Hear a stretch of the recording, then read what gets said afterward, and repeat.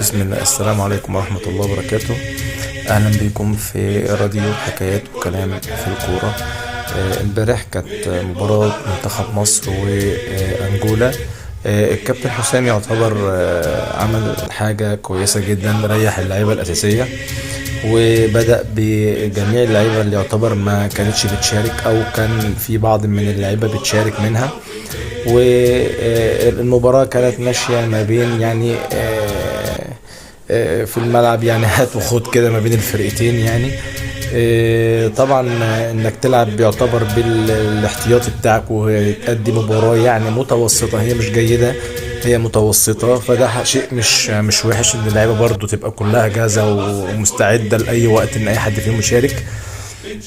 وبالتوفيق لمنتخبنا ان شاء الله في القادم باذن الله. واعتقد ان في دور ال 16 مش هتقابل فريق قوي، يعني هتلاعب التوالت يعني. فطبعا ده مش هيبقى صعب على منتخب مصر باذن الله. فانت معاك انك توصل لدور الثمانية، وساعتها هنشوف برضه انت هتقابل مين.